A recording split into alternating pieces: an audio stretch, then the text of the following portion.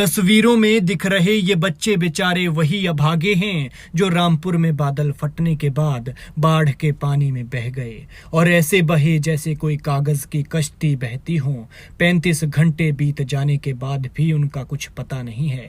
आंखों में सुनहरे भविष्य और जोश में जवानी के सपने लिए ये बेचारे आराम से सो रहे थे। फिर आधी रात को बादल फटा और बेड समेत कहां चले गए पता ही नहीं चला।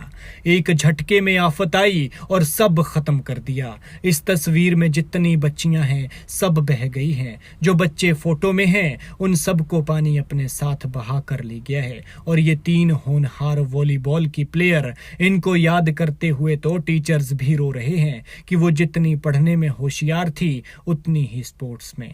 आंखों के सामने ये बच्चे तो नहीं हैं, लेकिन हाँ, इनकी जीती ट्रॉफी मलबे में फंसकर स्कूल की दूसरी मंजिल पर सुरक्षित है, जो यहाँ आने वाले हर शख्स को उन होनहार खिलाड़ियों की याद दिला रही है।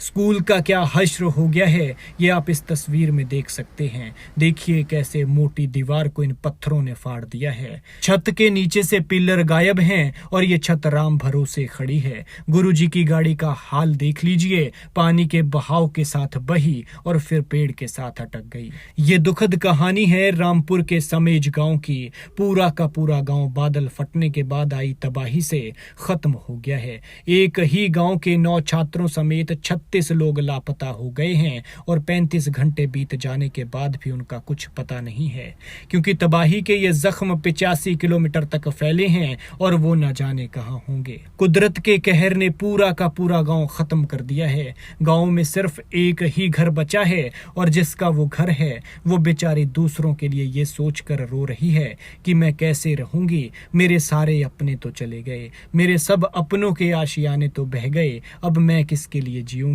काश आफत हमें भी ले जाती। आपकी फैमिली से कौन कौन थे? कौन कौन था आपकी फैमिली से? फैमिली का कुछ नहीं हुआ ना जी। तो बचाए ऊपर को निकले हम तो। ये मेरा गाँव गया, आंखों के सामने से गया। इस गांव से थे आप? रहते कहाँ थे आप? यहीं पे बाहर अच्छा। हैं जी। ओके जो एक बचा जो एक घर बचा ना वो मेरा है। ओके। पूरा बाहर से है। नाम क्या है आपका? नाम क्या है? अनीता। अनीता देवी। लेकिन जीना खत्म हुआ तो मेरा कैसे जीऊं मैं यहाँ पे? जब आपको पता लगा तब?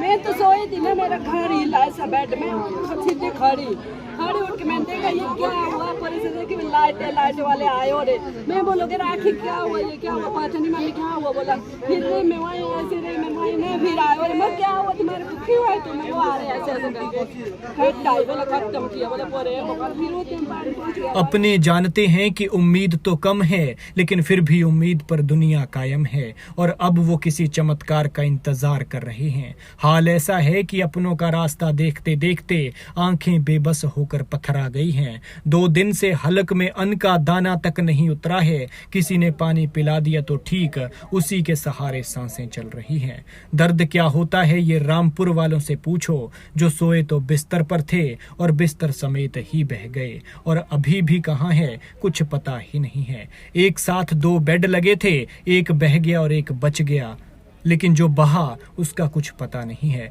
कहीं घर की एक दीवार बही और बाकी टूट गया तो कहीं पूरा का पूरा घर ही खत्म हो गया। ज्यादातर घर तो बह ही गए हैं। स्क्रीन पर आप एक तस्वीर देख रहे हैं जिसमें आप समेज की पहले और अब की तस्वीर देख रहे हैं। देखिए कैसे खूबसूरत सा गांव नाले में तब्दील होकर बदसूरती के दाग में रंग गया है। आधी रात को आफत आई, पूरा गांव तबाह कर दिया और 36 लोगों को ये आफत बहा कर ले गई। इन 36 लोगों में रामपुर के समेज गांव के 9 बच्चे भी शामिल हैं। ये बच्चे स्कूल के ही पास एक घर में रहते थे। इनके माँ बाप अलग जगहों पर रहते थे, इसलिए बच्चे बह गए और माँ बाप रह गए तड़पने के लिए, आंसू बहाने के लिए। क्योंकि जिसके जिगर का टुकड़ा जाता है, भला इससे बड़ा दुख किसी के लिए और क्या हो सकता है। खैर, इनके लिए प्रार्थना कीजिए, क्या पता कोई चमत्कार ही हो जाए और सांसें लेकर कोई मलबे से जिंदा निकल जाए। भगवान समेज गांव को दुख सहने की शक्ति दे, क्योंकि आंखों में आंसुओं के अलावा समेज गांव के लोगों के पास अब कुछ बचा नहीं है। इनका सब कुछ बह गया है, जमीन से लेकर घर बार खेत खलिहान तक सब पानी पानी हो गया है।